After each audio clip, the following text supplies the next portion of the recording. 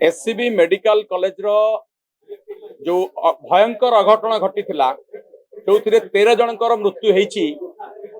से घटना रे सरकार कुंभकर्ण निद्रा एपर्यंत भांगु नाई। आज को 5 दिन हो गला सरकार जो माने दोषी बा जो माने जहांकर अवहेला ए दुर्घटना घटी से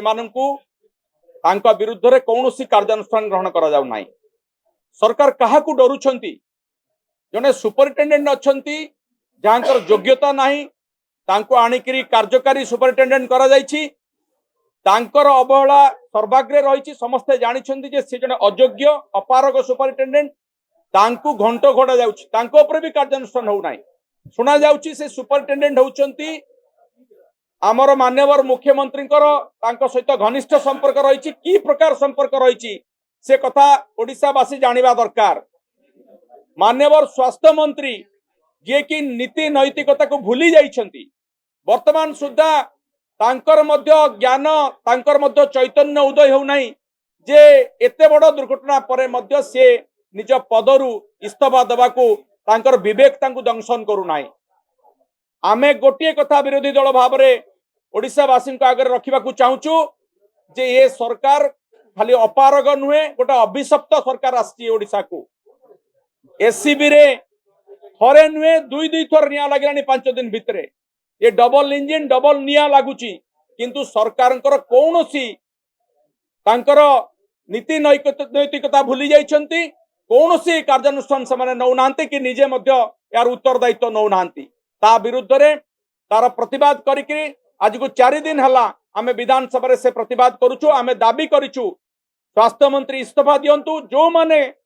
क्रिमिनल नेग्लिजेंस करिसंती ये गोटे हत्याकांड आपण याको केवल दुर्घटना सीमित करि परिबे नाही। जो मान को अवहेलार 13 जीवन चलीगला से विरुद्ध रे क्रिमिनल कार्यानुष्ठान हवा दरकार आईनगत कार्यानुष्ठान हवा दरकार से गिरफ करा जिबा दरकार।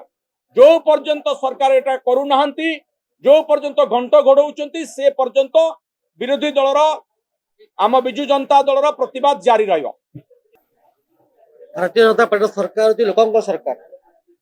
एवं मान्यवर मुख्यमंत्री होची लोकंकर मुख्यमंत्री। आमे सब बेले लोकंक सहित अछु एवं लोकंक हित दृष्टि सरकार चली। आपण देखि निया लागिथिला से दिन मध्य मुख्यमंत्री भोर 4टा बजे सेठी पहुंचीथिले एवं आपण मा तार मध्य कथा द्रुत भाव प्रसिद्ध करथिले। टेक्निकल टीम गठन हला टेक्निकल टीम मध्य ता रिपोर्ट दबा आरंभ करिछि। मान्यवर जो जुडिशियल अथॉरिटी जुडिशियल कमिशन गठन है तार मध्य हाईकोर्ट रिटायर्ड जज को द्वारा तार प्रक्रिया मध्य आरंभ हलानी ता मध्य तदंत भार नैचंती। पर दिन आमे 4 जण जो माने सिटी रेस्पोंसिबल अछंती तांको फाइंडिंग सस्पेंड करथिलु जे समाने हेले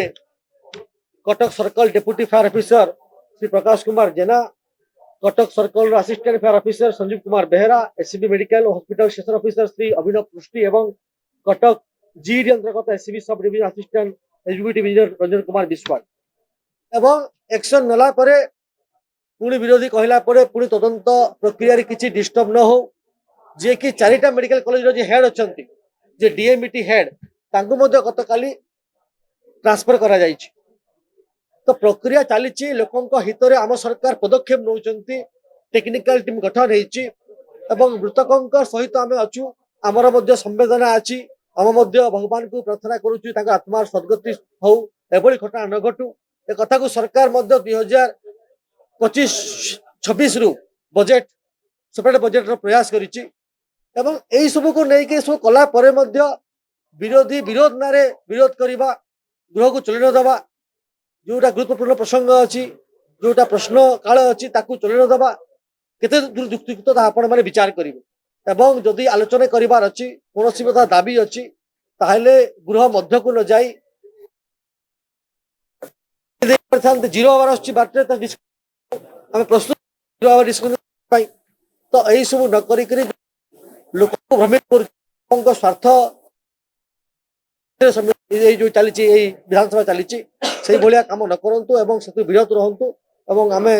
समस्त को अनुरोध करुचु बाचस्पति आज अनुरोध कथा रखु एवं समाधान पंथा को जातु। ଦେଖନ୍ତୁ ଦେଖନ୍ତୁ ଯୋଉଭଳି ଭାବରେ ସରକାର ତ୍ୱରିତ ପଦକ୍ଷେପ ନେଇକରି ଯୋଉମାନଙ୍କୁ ସସ୍ପେଣ୍ଡ କରିବା କଥା ଟ୍ରାନ୍ସଫର କରିବା କଥା ଟେକ୍ନିକାଲ ଫ୍ୟାକ୍ଟ ଫାଇଣ୍ଡିଂ ଟିମ୍ ଗଠନ କରିବା କଥା ଏବଂ ଯାହା ସବୁ ଦରକାର ସରକାର ସେ ଦିଗରେ ପ୍ରୟାସ କରିବା ସହିତ ଆମର ସରକାରଙ୍କ ଦ୍ୱାରା ଯୋଉମାନେ ମୃତକଙ୍କ ପାଇଁ ମଧ୍ୟ ଯାହା ବି ବ୍ୟବସ୍ଥା କରିଛୁ ଏବଂ ମାନନୀୟ ପ୍ରଧାନମନ୍ତ୍ରୀ ମଧ୍ୟ ସେଥିପ୍ରତି ଚିନ୍ତାଶୀଳ ଅଛନ୍ତି କେନ୍ଦ୍ର ହେଲ୍ଥ ମିନିଷ୍ଟର ଚିନ୍ତାଶୀଳ ଅଛନ୍ତି ଏବଂ ମାନ୍ୟବର ସ୍ୱାସ୍ଥ୍ୟ ମଧ୍ୟ ଚିନ୍ତାଶୀଳ ଅଛନ୍ତି ନିଶ୍ଚିତ ଭାବରେ ଲୋକଙ୍କ ପାଇଁ ସରକାର ଅଛି ଲୋକଙ୍କ ହିତରେ ସରକାର ଅଛି ଧନ୍ୟବାଦ।